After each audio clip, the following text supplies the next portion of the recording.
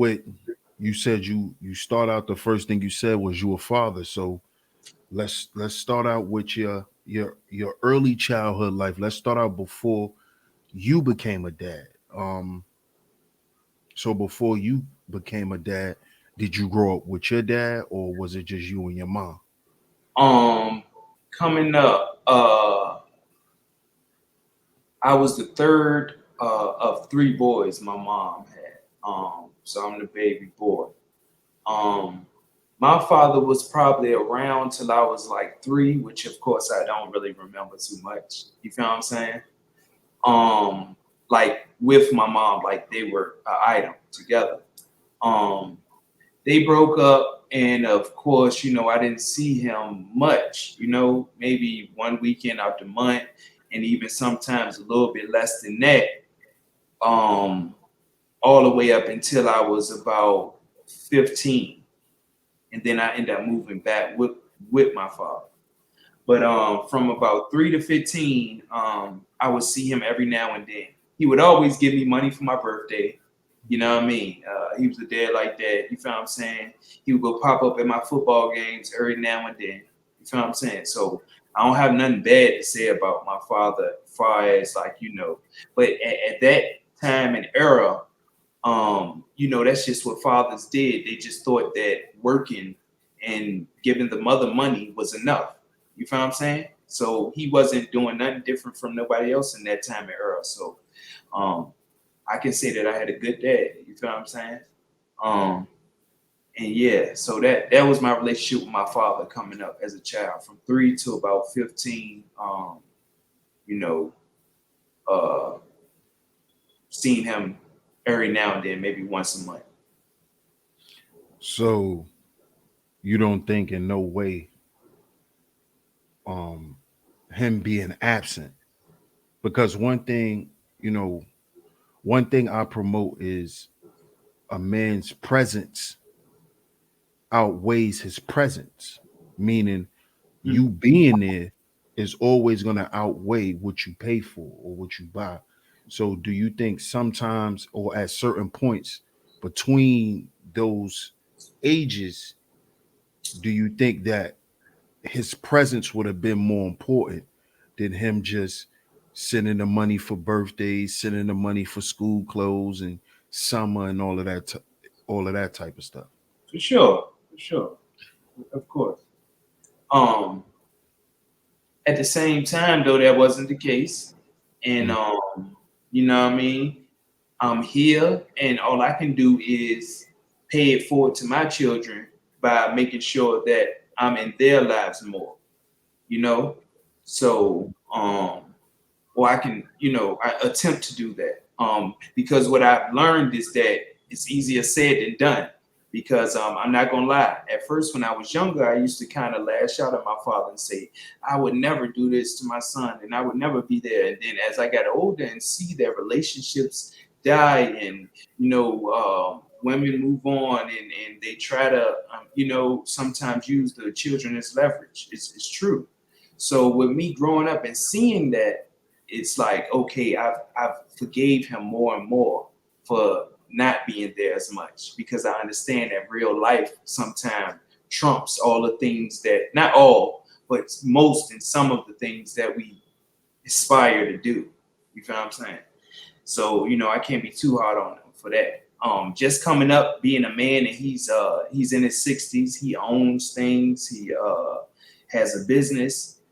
I just salute him, because he did do a great job just being a man in America, of our skin complexion. You know what I mean?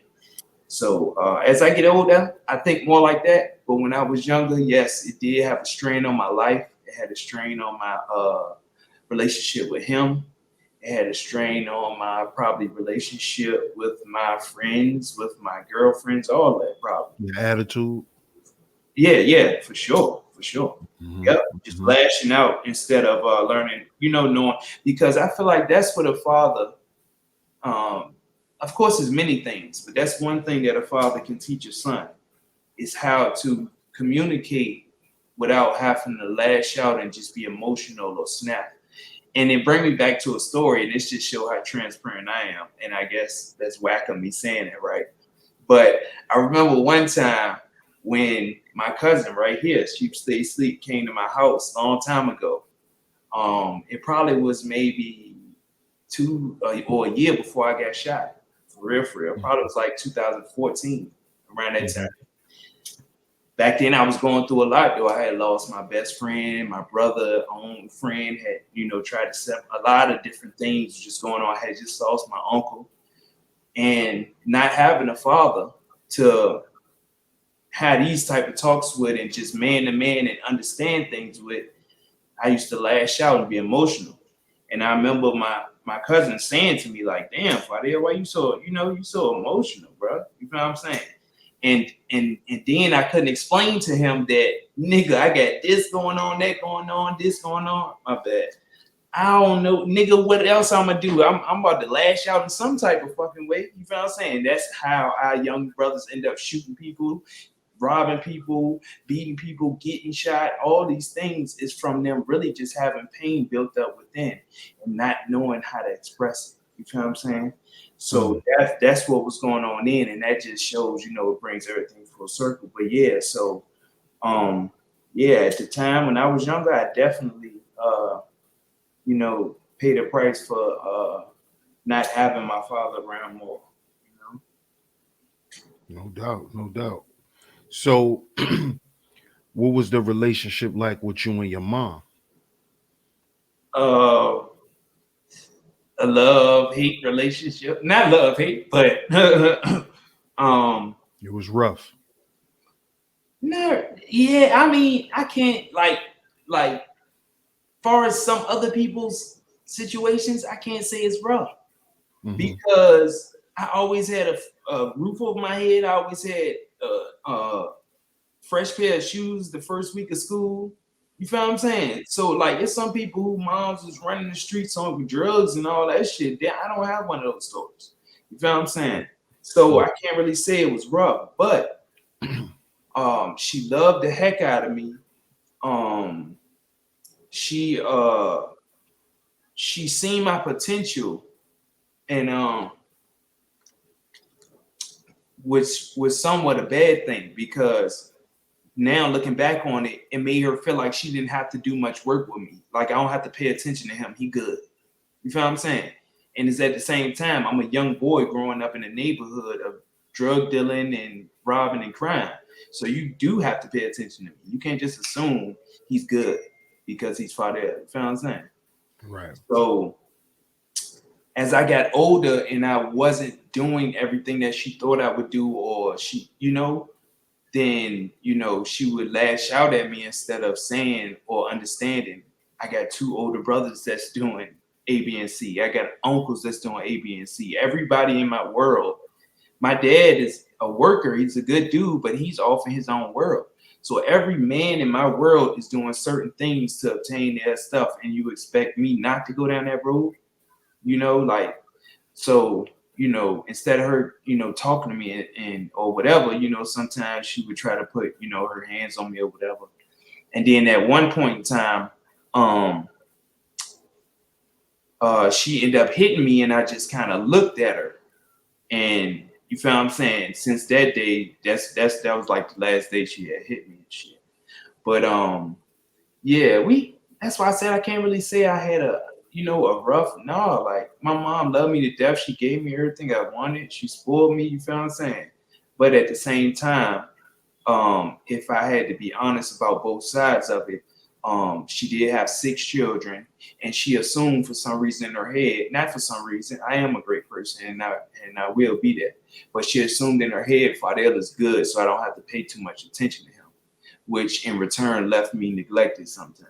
You feel what I'm saying? So Right. And that's you know, that's that's that's a powerful thing to admit because today, as being black men here in the wilderness of North America, we understand that now that black men deal with a lot of mental illness.